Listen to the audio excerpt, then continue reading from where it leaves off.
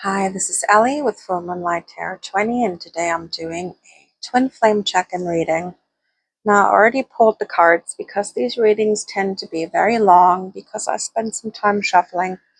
So I pre-shuffled the cards, and the first two cards at the top are for the Divine Masculine, and the other two on the bottom are for the Divine Feminine. And then I used the Romance Angel cards, and I pulled one for the Divine Union, and I have that card on the side. I will put that on after we go through these ones I already have.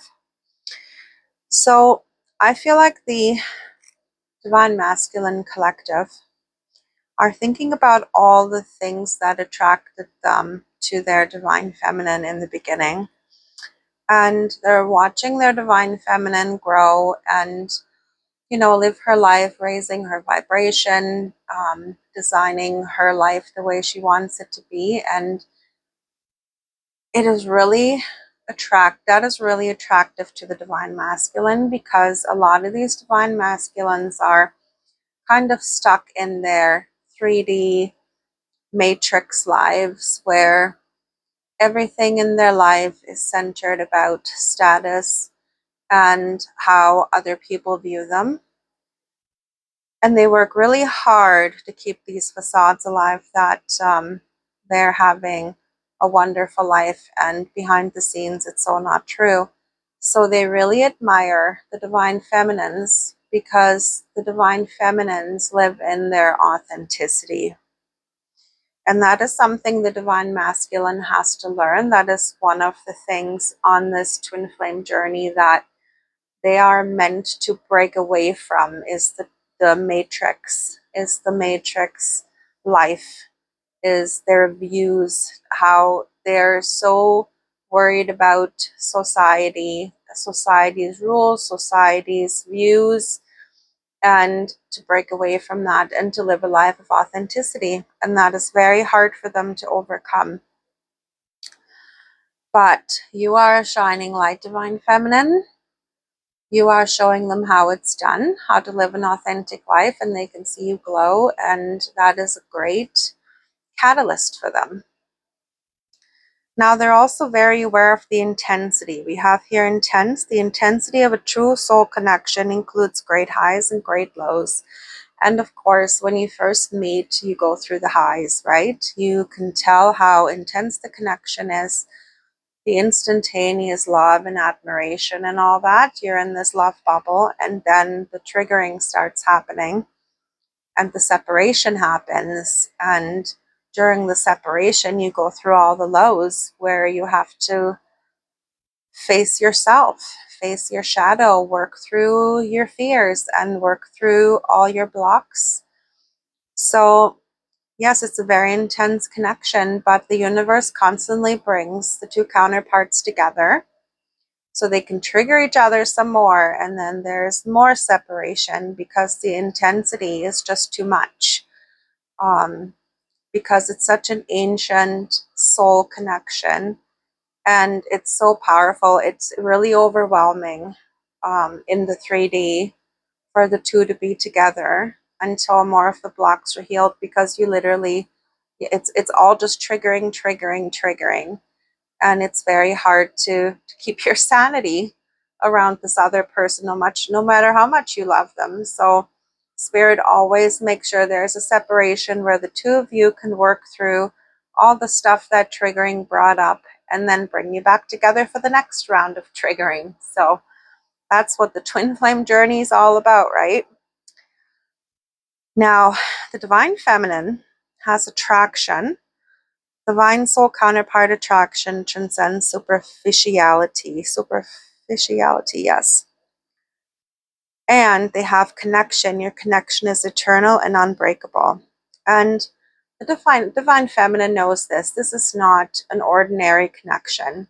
A lot of times in other connections, you might meet somebody and there's a lot of attraction right at the beginning, but after some time, the attraction fades.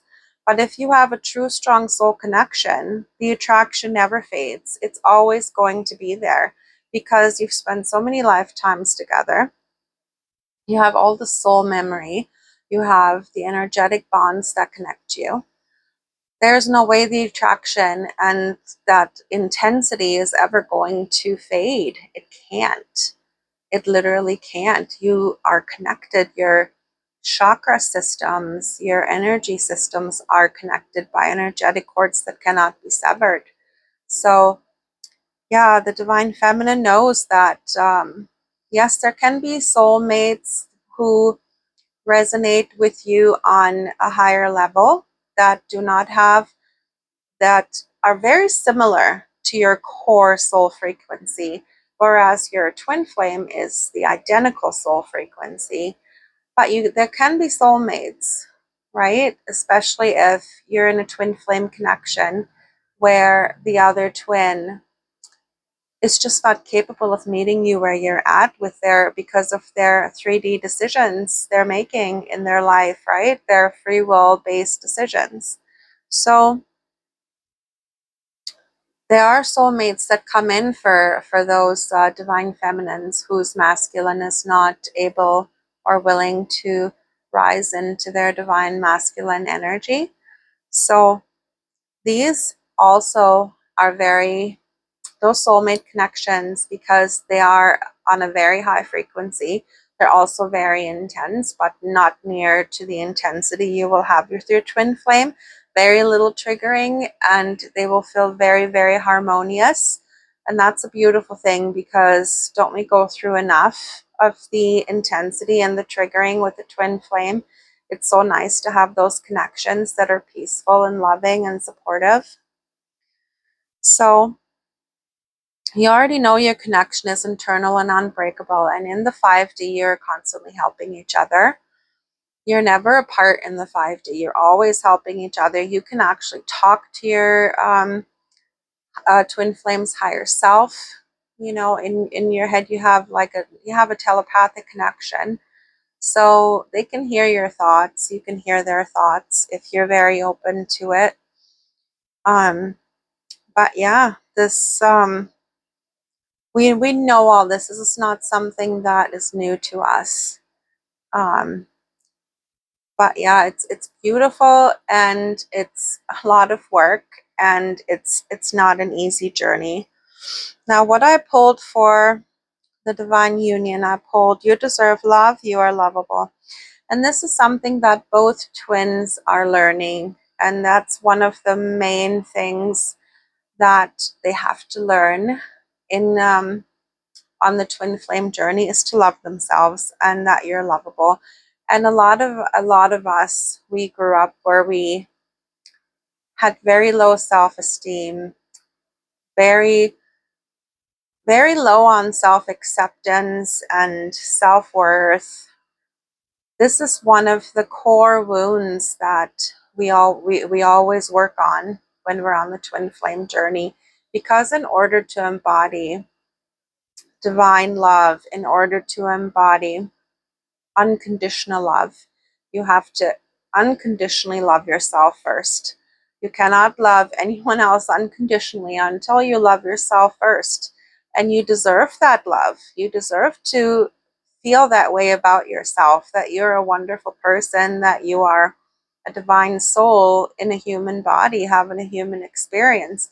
And not just any soul, like you're here on an important mission to bring unconditional love into this matrix world for other people to see, because there's so much hatred and so much negativity on earth at this time. And I mean, there always has been, but it's so potent today. There's so many more people on this planet now than there ever was before, and we're here to break that matrix. We're here to break the societal conditioning of every man for themselves, and being controlled by society's rules, and um, being taught to hate certain people, and being materialistic. This is a very materialistic world, it's sad to say.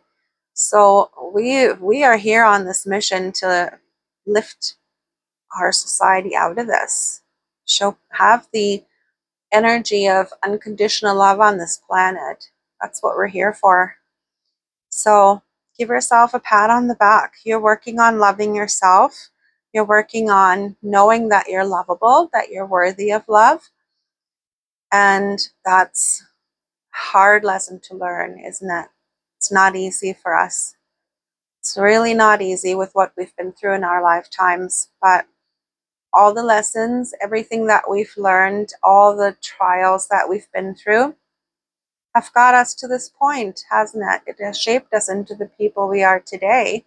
And all those lessons were necessary because now you're in this place where you are understanding that you needed to learn. You had to go through all of this in order to get you where you are now, and in order to learn to love yourself and learn to love the people around you. So good for us. This is what I have for you today. I don't think I will be doing a twin flame reading next week as I'm going away. I will still have my regular tarot and oracle readings every day, even from where I am. I won't have my usual cards. I'm borrowing cards from my mom and my brother in order to do those readings for you. But yes, tomorrow will still be regular readings, and then Tuesday you will be getting readings from Alberta. So have a great week, you guys, and I will talk with you soon.